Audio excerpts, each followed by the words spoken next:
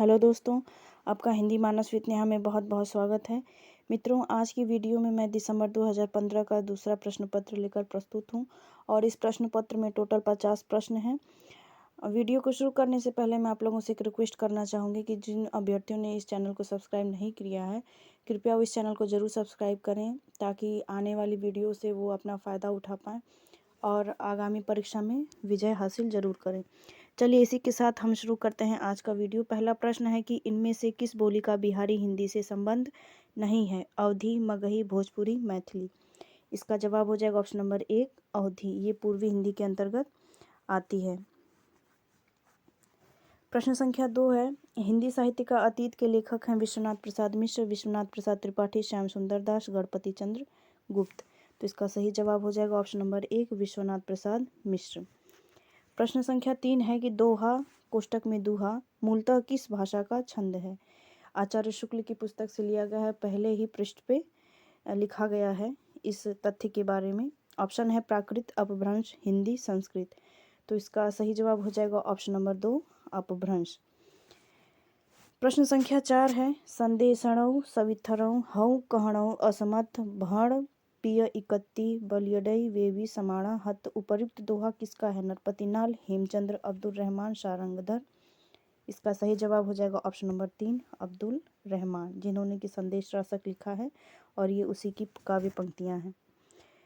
प्रश्न संख्या 5 है कि जो नर दुख में दुख नहीं माने, सुख स्नेह और भय नहीं जाके, कंचन माटी जाने। इन काव्य पंक्तियों की रचनाकार हैं सूरदास, गुरु नानक, कबीरदास, रैदास। तो इसका सही जवाब हो जाएगा ऑप्शन नंबर 2 गुरु नानक, जो कि सिख धर्म के संस्थापक थे। और इन पंक्तियों में कहीं ना कहीं विरक्ति का भाव दिखा रहा है, जो कि एक संत ही विरक्त रह सकता है। तो उस लहजे से सूरदास तो पहले ही अगर हम तार्किक दृष्टि से देखें तो कट हो जाएंगे। बच गए ये 3 ऑप्शन। तो थोड़ा सा और अगर हम अपना काव्य दृष्टिकोण अगर बढ़ाएंगे तो निसंदेह इस सही उत्तर तक पहुंच सकते हैं। प्रश्न संख्या 6 है, निम्नलिखित में से कौन अष्टछाप का कवि नहीं है? कुंभनदास, कृष्णदास, शीत स्वामी, ध्रुवदास। तो इसका सही जवाब हो जाएगा ऑप्शन नंबर 4 ध्रुवदास। अष्टछाप 1565 में स्थापित किया गया था वल्लभाचार्य के द्वितीय पुत्र विठलनाथ के द्वारा, और उनमें से कुंभनदास जो कि सबसे बड़े कवि थे। और एक बार ये अकबर के बुलावे पे फतेहपुर सीकरी गए थे और कृष्णदास भी देख रेख में लगे हुए थे। और छीत स्वामी, जिनको छीतू चौबे भी जाना जाता है इस नाम से, तो ये सब अष्टछाप के कवि हैं और ध्रुवदास इसके कवि नहीं हैं। प्रश्न संख्या 7 है कि तुम नीके दुहि जानत गैया, चलिए कुंवर रसिक मनमोहन, लागों तिहारे पैया। इन काव्य पंक्तियों के रचनाकार हैं सूरदास, कुंभनदास, नंददास या फिर परमानंद दास। तो इसका सही जवाब हो जाएगा ऑप्शन नंबर 2 कुंभनदास। प्रश्न संख्या 8 है, निम्नलिखित में से कौन हनुमत चरित्र का रचयिता है? नाभादास, तुलसीदास, अग्रदास या फिर रायमल पांडे। तो इसका सही जवाब हो जाएगा ऑप्शन नंबर 4 रायमल पांडे। और ये रिपीटेड प्रश्न है और ये पिछले साल के मतलब कि इससे पहले जो मैंने प्रश्न पत्र सॉल्व कराया था उसमें ये पूछा गया था। प्रश्न संख्या 9 है, ललित ललाम किसका ग्रंथ है? जसवंत सिंह, भूषण, पद्माकर, मतीराम। तो इसका सही जवाब हो जाएगा ऑप्शन नंबर 4 मतीराम। डेल सो बनाए आए मेला सभा के बीच, लोगन कवित्व की वो खेल करी जानो है। ये काव्य पंक्तियां किसकी हैं? आलम, बोधा, ठाकुर, द्विजदेव। तो इसका सही जवाब हो जाएगा ऑप्शन नंबर 3 ठाकुर। और ये मैं जब जीआईसी का एग्ज़ाम देने गई थी तो वहाँ पर भी ये प्रश्न पूछा गया था। तो ये बहुत ही इम्पोर्टेंट और मोस्ट पंक्तियाँ हैं ठाकुर की, और आगे भी संभावना है कि परीक्षाओं में ज़रूर पूछी जाएंगी, तो इसे आप कृपया ज़रूर याद रखें। प्रश्न संख्या 11 है, निम्नलिखित में से कौन सा लेखक भारतेंदु मंडल का नहीं है? प्रताप नारायण मिश्र, बद्री नारायण चौधरी, प्रेमघन, बालकृष्ण भट्ट, राजा लक्ष्मण सिंह। तो इसका सही जवाब हो जाएगा ऑप्शन नंबर 4 राजा लक्ष्मण सिंह भारतेंदु मंडल के नहीं है, बाकी ये तीनों भारतेंदु मंडल के लेखक हैं। प्रश्न संख्या 12 है, रस कलश किसकी रचना है? श्रीधर पाठक, अयोध्या सिंह उपाध्याय, हरिऔध, गया प्रसाद शुक्ल सनही या फिर मैथिली शरण गुप्त। तो इसका सही जवाब हो जाएगा ऑप्शन नंबर 2 अयोध्या सिंह उपाध्याय, हरिऔध। और सर ये 1931 में लिखी गई थी और इनका ये एकमात्र ये रीति ग्रंथ है। प्रश्न संख्या 13 है, निम्नलिखित पंक्तियां किस कवि की हैं? क्या कहा मैं अपना खंडन करता हूँ, ठीक है तो मैं अपना खंडन करता हूँ, मैं विराट हूँ, मैं समूहों को समोए हूँ। ये काव्य पंक्तियां जयशंकर प्रसाद की हैं, सुमित्रानंद पंत की हैं, सूर्यकांत त्रिपाठी निराला की हैं, फिर रामधारी सिंह दिनकर की हैं, हमें ये बताना है। तो सबसे पहले तो मैं ये बता दूं कि उस साल का ये विवादित प्रश्न था और एनटीए ने इसका अंक सभी लोग को समान वितरित किया था। वैसे आप कमेंट बॉक्स में ज़रूर कमेंट करके बताएंगे, मैं आप लोगों के ऊपर छोड़ती हूँ कि ये काव्य पंक्तियाँ किसकी हैं। चलिए देखते हैं प्रश्न संख्या 14। आज मैं अकेला हूँ, अकेले रहा नहीं जाता, जीवन मिला है यह, रतन मिला है यह। उपर्युक्त काव्य पंक्तियाँ किसकी हैं? त्रिलोचन, केदारनाथ, नागार्जुन या फिर रघुवीर सहाय। तो इसका सही जवाब हो जाएगा ऑप्शन नंबर 1 त्रिलोचन। प्रश्न संख्या 15 है, निम्नलिखित में से किस उपन्यास को स्त्री लेखन का प्रस्थान बिंदु माना जाता है? मित्रों मरजानी, कठगुलाब, आवा या फिर चाक। तो इसका सही जवाब हो जाएगा ऑप्शन नंबर 1 मित्रों मरजानी। प्रश्न संख्या 16 है कि निम्नलिखित में से 2 समानांतर कथा प्रसंगों पर चलने वाला शंकर शेष का नाटक है? कोमल गांधार, पोस्टर 1 और द्रोणाचार्य, अरे मायावी सरोवर। इसका सही जवाब हो जाएगा ऑप्शन नंबर 3 1 और द्रोणाचार्य, जो कि महाभारतकालीन शिक्षक और विद्यार्थी के पृष्ठभूमि पर आधारित है और उसके बाद ये आधुनिक काल में जो शिक्षक और विद्यार्थी के बीच में जो संबंध हैं उन पे आधारित ये नाटक है। प्रश्न संख्या 17 है, कविता करना अनंत पुण्य का फल है, इस दुराशा और अनंत उत्कंठा से कवि जीवन व्यतीत करने की इच्छा हुई। यह संवाद पंक्ति जयशंकर प्रसाद के किस नाटक का है? चंद्रगुप्त, ध्रुवस्वामिनी, स्कंदगुप्त या फिर राजश्री। तो इसका सही जवाब हो जाएगा ऑप्शन नंबर 3 स्कंदगुप्त। प्रश्न संख्या 18 है, ठेस कहानी के लेखक हैं अज्ञेय, फणीश्वरनाथ रेणु, अमरकांत या फिर मोहन राकेश। तो इसका सही जवाब हो जाएगा ऑप्शन नंबर 2 फणीश्वरनाथ रेणु। प्रश्न संख्या 19 है, निम्नलिखित में से महावीर प्रसाद द्विवेदी का कथन कौन सा है? भाषा संसार का नादमय चित्र है, ध्वनिमय स्वरूप है, मनुष्यों की मुक्ति की तरह कविता की भी मुक्ति होती है, कवित्व को आत्मा की अनुभूति कहते हैं, अर्थ सौरस से ही कविता का प्राण है। तो इसका सही जवाब हो जाएगा ऑप्शन नंबर 4 अर्थ सौरस से ही कविता का प्राण है। ये कथन निसंदेह महावीर प्रसाद द्विवेदी का है। प्रश्न संख्या 20 है, निम्नलिखित में से कौन सी कृति आई.ए. रिचर्ड्स की नहीं है? Principle of literary criticism, the philosophy of rhetoric, culture and anarchy और चौथी है इंटरप्रिटेशन इन टीचिंग। तो इसका सही जवाब हो जाएगा option number 3 culture and anarchy Richards की नहीं है। प्रश्न संख्या 21 है, रचनाकाल की दृष्टि से निम्नलिखित कृतियों का सही अनुक्रम है? दोहा कोश, श्रावकाचार, संदेश रासक, कीर्तिलता। ये 4 कृतियाँ रखी गई हैं और इनका सही अनुक्रम होगा ऑप्शन नंबर 1। सबसे पहले दोहा कोश जो कि सरहपा की रचना है, श्रावकाचार जो कि देवसेन की रचना है 933 ईस्वी में लिखी हुई, संदेश रासक अब्दुल रहमान की और कीर्तिलता विद्यापति की है। प्रश्न संख्या 22 है, रचनाकाल के अनुसार निम्नलिखित कवियों का सही अनुक्रम है? कुतुबन, उस्मान, नूर मोहम्मद, कासिम शाह। इसमें ये 4 कवि रखे गए हैं और हमें इन्हें अनुक्रम में लगाना है। इसका सही जवाब हो जाएगा ऑप्शन नंबर 3। पहले आएंगे कुतुबन जिन्होंने मृगावती नामक सूफी काव्य लिखा है, फिर आएंगे उस्मान जिन्होंने कि सूफी काव्य लिखा है इन्होंने भी, कासिम शाह, फिर लास्ट में आएंगे नूर मोहम्मद जिन्होंने कि इंद्रावती और अनुराग बांसुरी नामक सूफी काव्य लिखे हैं। उस्मान का चित्रावली है और कासिम शाह का हंसावली है। प्रश्न संख्या 23 है, रचनाकाल के अनुसार निम्नलिखित काव्य कृतियों का सही क्रम है? इसमें 4 काव्य कृति रखी गई हैं रीतिकाल की, ललित ललाम, भाव विलास, श्रृंगार निर्णय और जगत विनोद। अगर इसका हम सही अनुक्रम देखें तो इसका सही अनुक्रम हो जाएगा ऑप्शन नंबर 1, पहले ललित ललाम, फिर भाव विलास, फिर है श्रृंगार निर्णय, फिर लास्ट में है जगत विनोद। प्रश्न संख्या 24 है, जन्म काल के अनुसार निम्नलिखित कथाकारों का सही अनुक्रम है? जैनेन्द्र, भगवती चरण वर्मा, अमृतलाल नागर या फिर हजारी प्रसाद द्विवेदी। इसका सही जवाब हो जाएगा ऑप्शन नंबर 4, पहले है भगवती चरण वर्मा, फिर हैं जैनेन्द्र 1905 में, फिर हजारी प्रसाद द्विवेदी 1907 में, फिर लास्ट में अमृतलाल नागर। प्रश्न संख्या 25 है, प्रकाशन वर्ष के अनुसार निम्नलिखित कहानियों का सही अनुक्रम है? इसमें 4 कहानी रखी गई हैं, इंदुमती, मकरील, उसने कहा था और कफन। तो इसका सही जवाब हो जाएगा ऑप्शन नंबर 2, पहले आएगा इंदुमती, फिर है उसने कहा था, फिर है मकरील और उसके लास्ट में है कफन 1936 में, और इंदुमती है सन 1900 में, जो कि हिंदी की पहली कहानी होने का इसे गौरव प्राप्त है। प्रश्न संख्या 26 है, प्रकाशन वर्ष के अनुसार निम्नलिखित पत्रिकाओं का सही अनुक्रम है। इसमें 4 पत्रिकाएं हैं, नया ज्ञानोदय, सारिका, आजकल, समकालीन भारतीय साहित्य। तो इसका सही जवाब हो जाएगा ऑप्शन नंबर 4। पहले आएगी आजकल, फिर है सारिका, फिर समकालीन भारतीय साहित्य और लास्ट में है नया ज्ञानोदय। प्रश्न संख्या 27 है, प्रकाशन काल के आधार पर भीष्म साहनी के नाटकों का सही अनुक्रम है। हानूश, माधवी, मुआवजी, आलमगीर। तो इसका सही जवाब हो जाएगा ऑप्शन नंबर 1। पहले आएगा हानूश, फिर है माधवी, फिर मुआवजी और लास्ट में है आलमगीर। प्रश्न संख्या 28 है कि प्रकाशन काल की दृष्टि से महिला नाटककारों के नाटकों का सही अनुक्रम है। बिना दीवारों का घर, जो राम रचि रखा, ठहरा हुआ पानी, नेपथ्य राग। तो इसका सही जवाब हो जाएगा ऑप्शन नंबर 2। पहले आएगा बिना दीवारों का घर, फिर है ठहरा हुआ पानी, फिर जो राम रचि रखा, फिर लास्ट में है नेपथ्य राग। प्रश्न संख्या 29 है, प्रकाशन वर्ष के आधार पर निम्नलिखित रचनाओं का सही अनुक्रम है। संपत्ति शास्त्र, साहित्यालोचन, संस्कृति के 4 अध्याय, मध्यकालीन बोध का स्वरूप। तो इस प्रश्न का सही जवाब हो जाएगा ऑप्शन नंबर 1। पहले संपत्ति शास्त्र ही आएगा जो कि महावीर प्रसाद द्विवेदी का है, फिर साहित्यालोचन संस्कृति के 4 अध्याय दिनकर का है, फिर आएगा मध्यकालीन बोध का स्वरूप।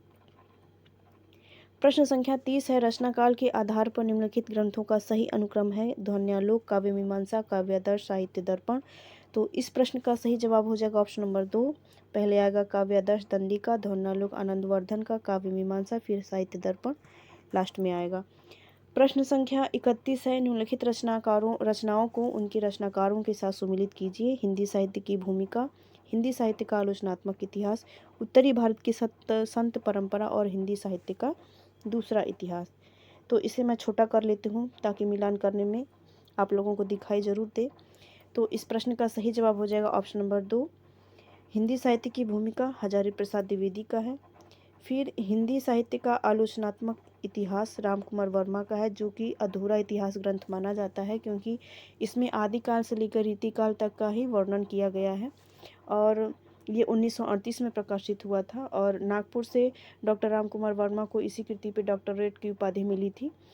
चलिए बहरहाल देखते हैं ऑप्शन नंबर सी, उत्तरी भारत की संत परंपरा। इसका सही जवाब हो जाएगा परशुराम चतुर्वेदी। और हिंदी साहित्य का दूसरा इतिहास जो कि बच्चन सिंह द्वारा लिखा गया सन 1996 ईस्वी में।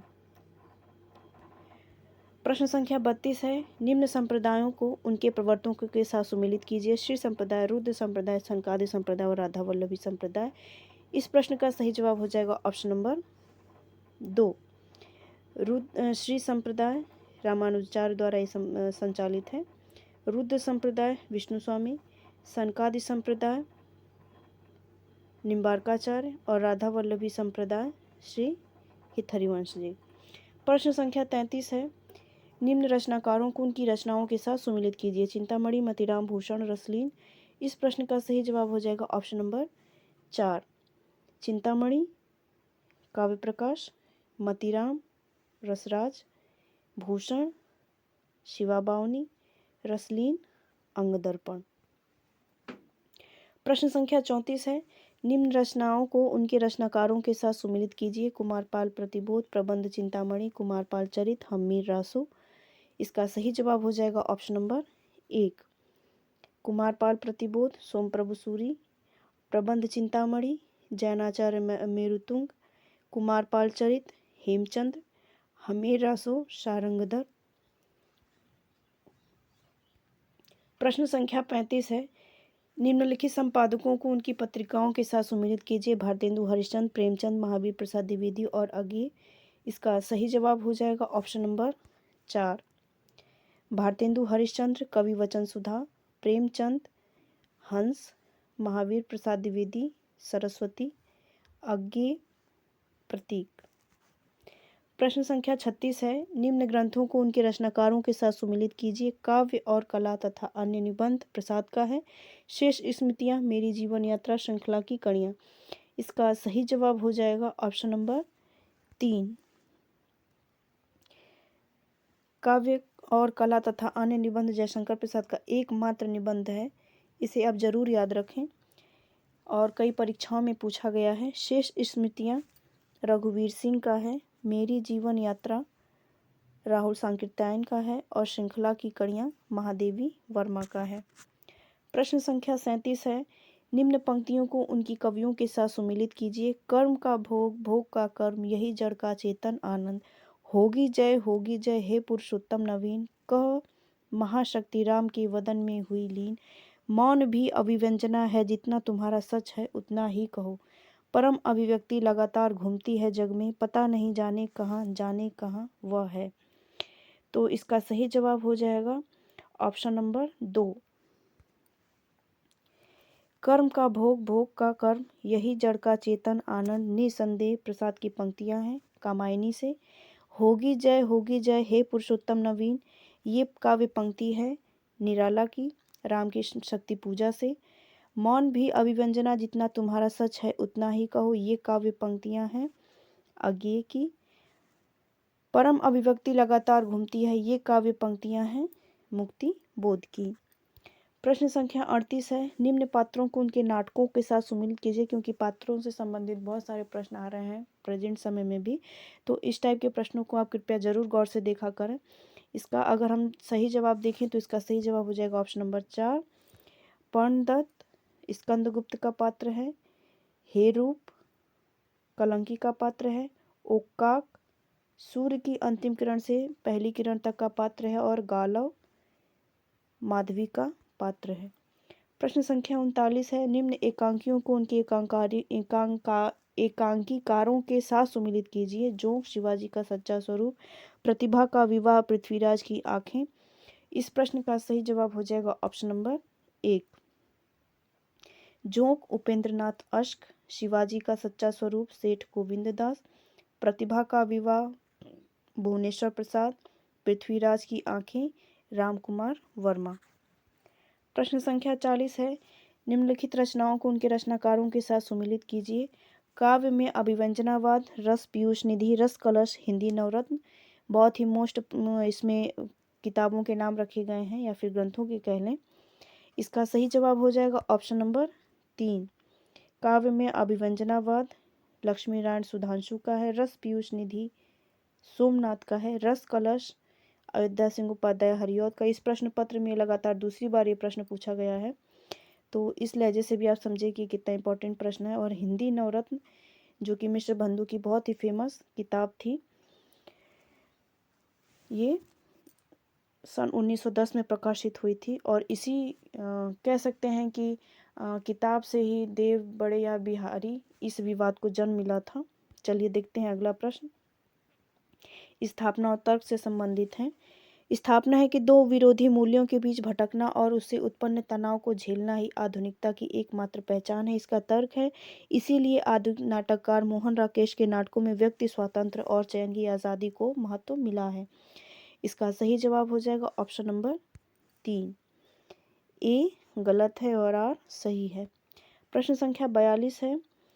विभावादि के परिवर्तित स्वरूप के अनुसार रस के आस्वादन में विचित्रता नहीं आती। तर्क है, क्योंकि रस स्वयं में विभाव निरपेक्ष होता है। इसका सही जवाब हो जाएगा ऑप्शन नंबर 1। यहाँ पे दोनों गलत हैं। प्रश्न संख्या 43 है। स्थापना है कि प्रतिभा के विस्फोट के लिए रसावेश की आवश्यकता है, किंतु सारे रसिक कवि नहीं बनते। तर्क है कि राजशेखर ने रचनात्मक प्रतिभा को कार्यत्री प्रतिभा कहा है, जो कुछ ही लोगों में होती है। इसका सही जवाब हो जाएगा ऑप्शन नंबर 1। यहाँ पे दोनों चीज एकदम सही है। प्रश्न संख्या 44 है। गुण मुख्य रूप से रस के धर्म है, पर इन्हें गौण रूप में शब्दार्थ के धर्म भी माना जाता है। तर्क है, क्योंकि गुण का निर्धारण शब्दार्थ से ही होता है। इसका सही जवाब हो जाएगा ऑप्शन नंबर 3। ए तो सही है लेकिन आर गलत है। प्रश्न संख्या 45 है। स्थापना है कि कामायनी को रूपक काव्य भी कहा जाता है। तर्क है, क्योंकि इसमें रूपक अलंकार की बहुलता है। इसका सही जवाब हो जाएगा ऑप्शन नंबर 2। ए सही है और आर गलत है।